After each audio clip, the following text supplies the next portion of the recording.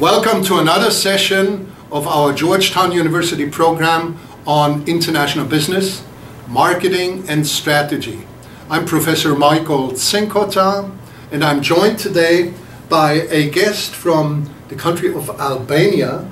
Her name is Valbona Zeneli, and she right now works in Garmisch, Germany, and has returned for a visit as alumna back to us here at Georgetown University. So welcome. Professor Czinkota, I'm so happy to be back. So thank you for inviting me, and I'm really happy to be here.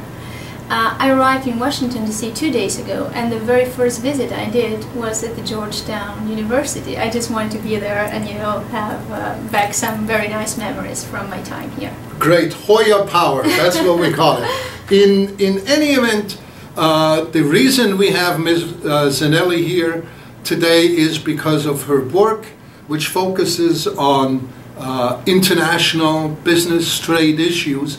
In particular, she concentrates on the area of corruption and terrorism. And let us dive immediately into that. Corruption. I thought that was all taken care of, that the US passed the Foreign Corrupt Practices Act, and that tells everyone corruption is bad, don't do it, you'll get punished. So is that still a problem? I think the act passed only in the US. In many other countries, corruption is one of the biggest threats, one of the biggest challenges. And the worst thing is that in some post-communist or transitional economies, developing economies, this is becoming a way of life, a mentality of people, a way of doing business, a way of cooperating with institutions. So bribing is becoming part of the everyday life. So it's not gone, it's still there, and it's one of the biggest challenges. Why is it a big challenge? I mean, the bribing that one hears about is sort of you pay a customs official a couple of extra euros, dollars, or pounds to get your luggage expediently through customs. Why would you call that a major problem? Yes, sometimes it helps doing business, it helps moving the economy. But on the other side, it's the biggest threat, I think, on the economic development of countries. It hinders completely the economic development of transitional countries. Corruption is the same everywhere, but the consequences, I think, are different. The consequences for developing countries are much harder because it has to do with the everyday life of people. It destroys the faith that people have in their institutions. And when this informal and formal framework of institutions break up, then that means that the country has no real future on development. Can you quantify a little bit the impact corruption has on economic growth or economic development? I could tell you that based on studies, the cost of doing business increases of 20% in countries with high levels of corruption. And not only that, it keeps away the foreign direct investment. If we talk about qualitative foreign direct investments, as in the case of American foreign direct investments, which based on the Foreign Corrupt Act are not allowed to pay bribes, while other countries, they don't have problems with paying bribes and destroying competition in many countries. In post-communist countries, it's related a lot with the privatization process. So the major issues are related to the privatization process in the country, which is hindered from bribing and corruption. In which countries, in which industries is corruption, bribery the major problem?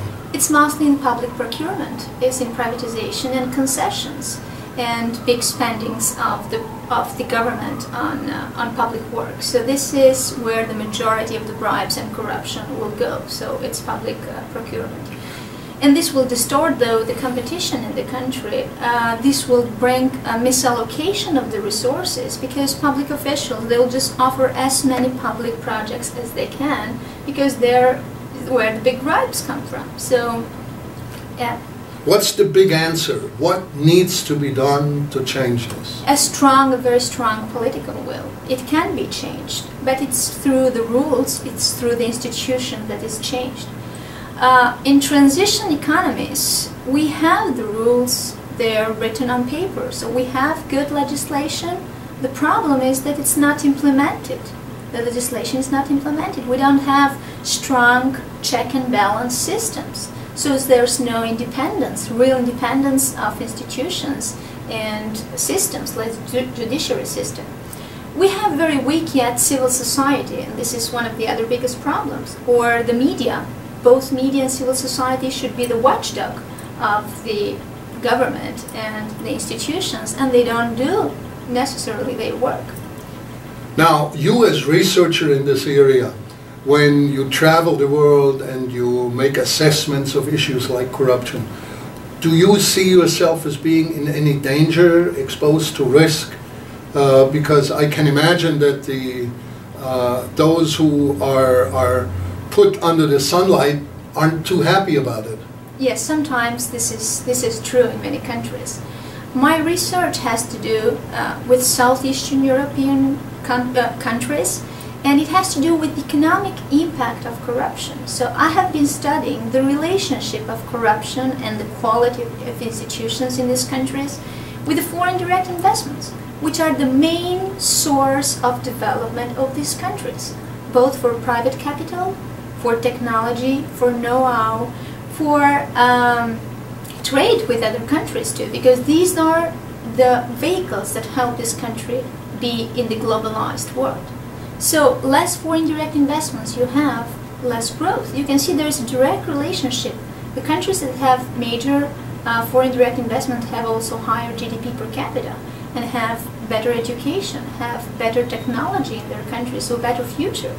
So better ethics, better morality lifts everyone up. Absolutely. Is that it? It's not, so it shouldn't be, corruption is not just about an ethical issue. It is a crime, we know, but people need to understand that in the long run it ruins their lives. It ruins their life from the point of view of economic and social point of view. It hinders their development. Look, in many transitional countries you have a huge inequality trap. The gap is really huge between a small percentage of rich people and the majority of the population, which are really in the poor conditions. So it really, hinders this development. Now, you wrote on this topic in your dissertation, I understand. Yes. Tell us the title of your dissertation.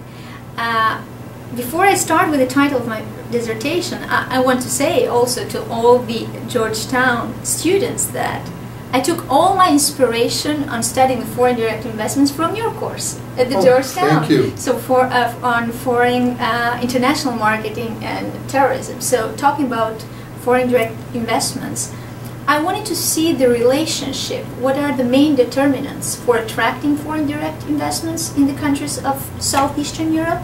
And also on the other side, I wanted to see what is the real impact, because there are a lot of studies that show that the impact might not be always positive of foreign direct investments. And in this case, even in the countries of the region, sometimes there is a negative perception of foreign direct investments. Do you know why? Because sometimes some companies are privatized just to be shut down, because they for creating more monopolies in the region. So based on my research, the foreign direct investments really help Southeastern Europe in promoting growth and development. But there's also another distinction between privatization-related foreign investments and green investment and greenfield investments. So when you have greenfield investments, that's where the major growth for the country and development for the country comes. So greenfield is not just green, but it's good in general. No, that's just good investment, yeah. So, your dissertation title? It's Foreign Direct Investments in the region of Southeast Europe and their relationship with the growth.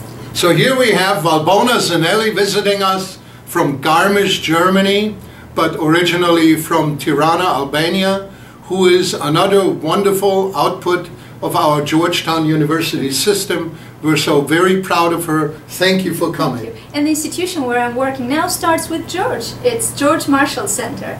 It's the Center of Excellence, actually, a German-American partnership on international security studies. So it's a tool, it has its legacy from the Marshall Plan, actually. This is why it was called Marshall Center.